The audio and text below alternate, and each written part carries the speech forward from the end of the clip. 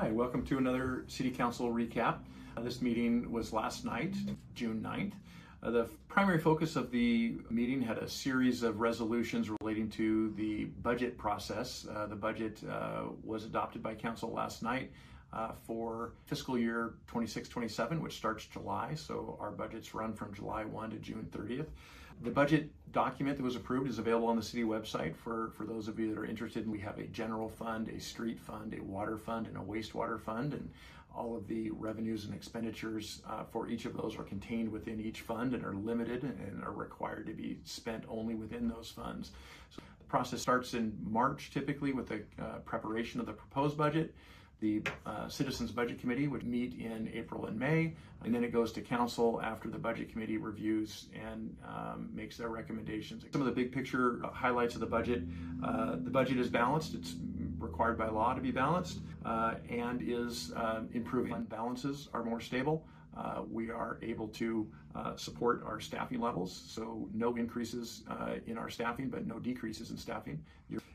In both the general fund and the wastewater fund specifically have revenues that are now greater than expenses. We've talked a bunch at Council about our overarching goal. The goal is really to go from financial survivability to financial sustainability and then ultimately to financial resiliency.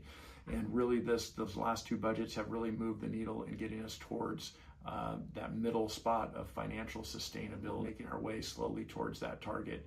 The public safety support fee that was approved in April was a big part of stabilizing the general fund. Without that, we would have been very hard pressed to have a general fund budget without cutting significant services. Again, the budget is available on the city website at coburgoregon.gov, and you can find that and the rest of the meeting packets and agendas and calendars and news items of projects and everything. We are really hopefully making strides in having a high quality source for community information.